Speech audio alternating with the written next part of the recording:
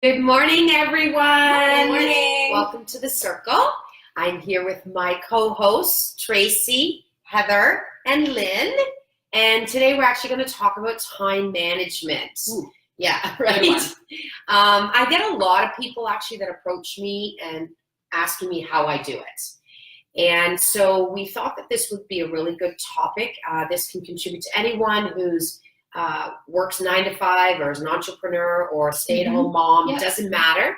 But I'm going to go through a couple of different little things that you can do to help you really manage your time throughout the day. So the first thing I want to start with, and this is if you're a business owner. Actually, no, let me rephrase that. This is for anybody. So what I do personally is I actually have, I typed up a sheet that I printed out, and it's my daily routine. And it's literally Monday to Friday, and it has everything I must get done that day. And every single day, no matter what, these are the elements that have to get done. So I encourage you to sit down and actually make that type of a list. And then what you need to do from that is say to yourself, okay, so what time of the day do I have to start my day? And this is over and above your daily task list. So if you have to get the kids up to get them ready for school, let's say you're waking them at 7:30 a.m. and you have your daily routine, your daily task list that you have to get done, and it's going to take you 2 hours to do that or 3 hours to do that. Then you need to backtrack from the 7:30 a.m. and that will determine what time you need to get up in the morning. Complete your daily task list so it's done, gone, and then you can get the kids up, get them ready for school, or if you are a business owner, then you can start scheduling additional, whether it's meetings, whether it's attending a networking event, speaking opportunities, whatever it might be, you can now schedule them from any time on, right? So for me, I know that I want all my daily routine work done by 8:30 a.m.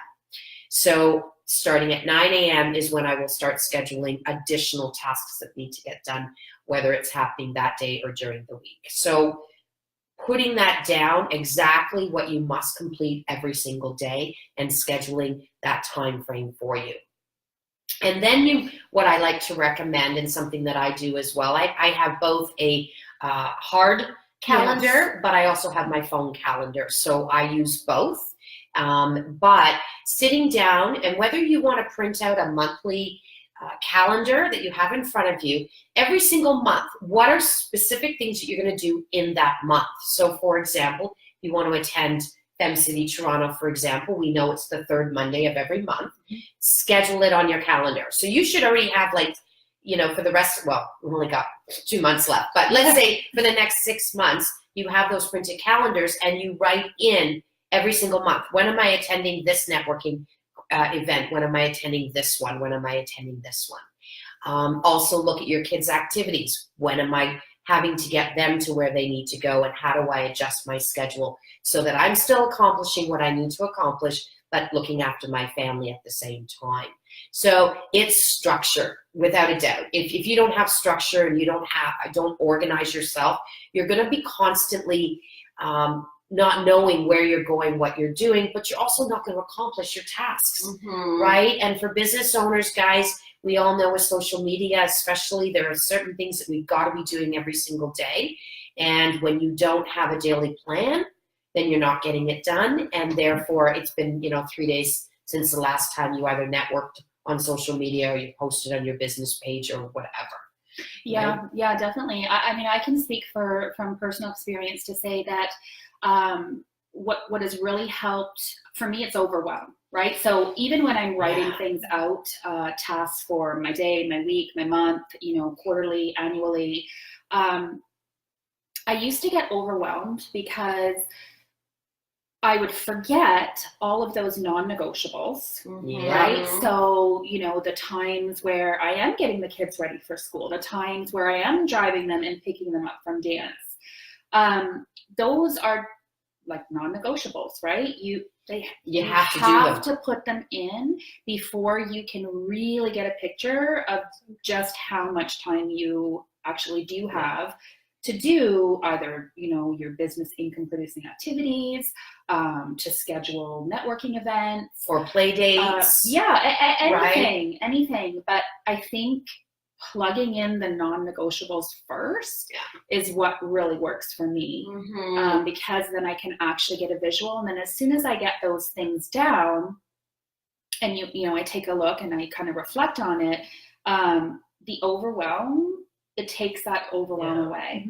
Well, and I think it's important too, amongst all of that, you need to schedule, I would say 4 or 5 hours out of one day in that week that you don't book anything, right? And you use those 4 to 5 hours. So for me, it's usually Mondays, to be honest. So, I'll go home from here and I have one call scheduled. So the rest of my day is going to be spent now taking things that are on that sort of on the back list, of things that I need to get done, but didn't really have a huge deadline date, or they're pushed out for not being one of my top priorities. Every Monday, I try to do that. In all honesty, I make sure if you jam pack every single minute of the day, then you're going to be overwhelmed from week to week to week, and you're never going to accomplish anything. So you really have to schedule some, 4 to 5 hours, or you do a whole afternoon or day even if you want, but schedule yourself what's the best productive day for you. For me, it's Mondays, so that's why I choose Mondays, but maybe Fridays is more of a where you mentally are more productive. Then schedule where you don't put anything in there. No phone calls, no visiting with friends, no lunch dates, nothing. And it's just for you to focus on things that you keep putting on the back burner. Yeah, so you can tick a few extra things off the list. The other thing I love, and I guess it's scheduling, but it's time management, is the Sunday night checklist. Yes. Yeah. So I would not survive without looking through my calendar for the week, just to kind of go, have I overbooked myself? Have I, do I have a call maybe booked in there, but I don't have their phone number? That's a good time to figure out all those little emergency things, or I have to travel to an event and I'm going to depend on my GPS. More and more we depend on the GPS. Sometimes it takes you the wrong way, or you're running out of the house a little bit at that moment because of XYZ, and then that's not the time to figure out where you have to go. So I like to kind of take a look about, where it would be. It used to be in the old days I would print off the direction. Yeah. I don't do that, but No. I check it out, right? I check it out, or make sure it's in my phone. Yeah, all those things. But the other thing is, for me, it's just been a bit of a time saver. Is making sure my car is full of gas on Sunday. I like to do a car wash and a little cleanup of my car, not like the full-on thing, but just so that my car is presentable for the week as well and ready to go, because I have to go to appointments. So for me, that's my Monday.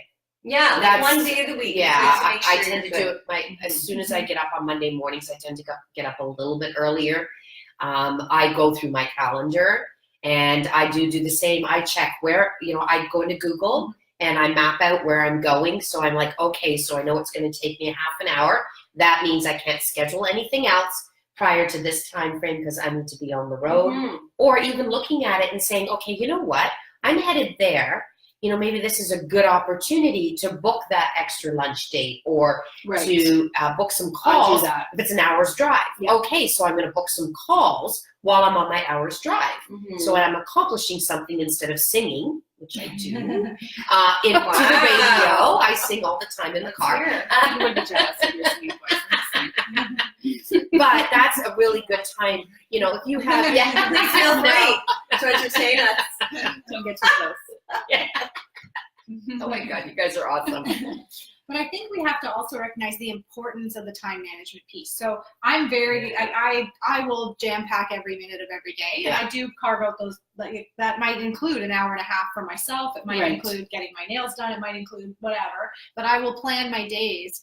And then, a horse will do something dumb and that blows up the whole thing. But so I have to have some flexibility in my schedule. But I'm amazed. I added a lot of things this year that I never had time for before. Okay. I'm here. This was a new thing for a Monday for me, because Mondays were a little differently scheduled for me. So I was able to incorporate the circle opportunity that you guys presented, which I'm thrilled about. I was able to add gym visits. I was actually able to schedule 4 rides a week this whole summer, which I'd never been able to do before. And it was because I got a handle of what does my day look like? What does my week look like? What does my month look like? And quite frankly, I just prioritized it. Yeah. You know, because I could fill, you know, meetings. I could do meetings every day, every week. But really, what's all day important? long. So for me, it was like, no, actually, I can't meet on Friday afternoon.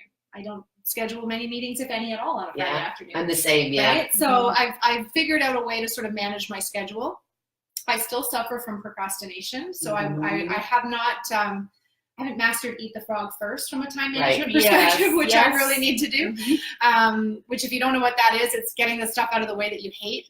Do that early morning, and then or hire someone to do or it. get rid of it altogether. Right? We talked about that. That was a whole other episode. Yeah, get rid of it. But you know, if you have things in your life where you're like, oh, I wish I had time for that. I wish I had time for that. You absolutely do. Just get your stuff together and figure out your scheduling, because it allows you to fit in the things that are ultimately so important. Yeah, I like what you said about prioritizing those specific things, because whether it's one thing in the day or 5, and I think people kind of lose themselves a little bit in, like I was speaking of the overwhelm. It is okay to take some of those things and transfer them to the next day. Yeah. But I think when you are planning, and I know for me anyways, I really try to focus on getting the things done that are going to move that needle for me. For sure. So that are going to make a difference in my business or make a difference in my personal life. Because those things are definitely a priority. Yeah. And you can even reach out to different moms or different entrepreneurs and ask if they wouldn't mind sitting down together and working your schedules together. Yeah. I like that. Maybe just brainstorming with someone else, right? And bring a bunch of printed out calendars, and the two of you, have a coffee date and go, and, bouncing off priorities to someone else. They might look at it and go, you know what, and ask you the kind of questions that you need to hear about really how important is this for you, whether it be business or personal, right? And so working with a buddy on establishing your daily routine, your monthly calendar, just might help you release some of that overwhelm as well. And a friend that kind of knows something about what you do might also be able to help you say, I'm looking at your calendar, you spend way too much time on this activity, or why does that take you so long to do? You're going to be like, well, I'm not good at it. And then you come back to, well, maybe that's the thing you need to delegate. Because it's ridiculous if you have to take, an hour to craft 5 Facebook posts that you want to have, sent out.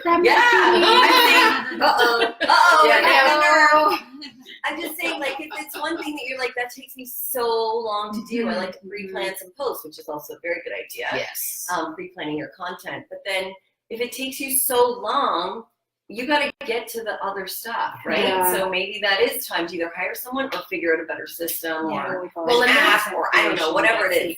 And that's what triggers the procrastination. I said content creation gets me every time. Okay, I'm not going to have a comment So on now any of that. hire somebody. So judgy. Sorry, Ned. Yeah. And again, and from my point of view, with the networking stuff, sometimes people spend too much time networking. For sure. Oh, exactly. And I went through that. I'll be honest. I went through that where I was looking at my calendar going, oh my God, I'm gone a couple times a week to different networking events. So I eliminated that. I went, oh no, which are the ones that are important to me that I need to be there every month? Yes. So I do 3 a month, not including my own, but I do 3. I try to. I think I'm eliminating Fem City Toronto, sadly. Not because you don't like it. No, it's only because I have a conflict. I have a conflict on Mondays now for that one. So, but I've reduced the amount of networking I was doing because here's the reality. I can be more productive sitting on Facebook and networking. Right. And getting other tasks done that are computer generated than having to get in my car, drive, mingle, and drive back, I can accomplish much more. Absolutely. And another thought too is look at where you can schedule things to be a Zoom call instead of meeting in person. Yes. That's a good Right? point. Put yourself Yes. in. You can sit and do this with people. Yeah. You know, one of the executive committees I'm on, instead of me driving there now, I get Zoomed in. Because it's a 45-minute drive, Yeah. so each way. So I'm like, I have a lot I can accomplish in that 45-minute driving time, so they now Zoom me in for the executive meetings. I don't have to be there in person. So look at that feature as well, whether you Skype or Zoom, doesn't matter. But start scheduling meetings that way and reduce your driving time, which tends to be wasted time. Yeah. That's such a good point. And take a good So- long look at how much time you waste. Oh, yeah, it's a scary Right? thought. If you can recite the last 52 episodes of Grey's Anatomy, you probably have time to do something else. Right?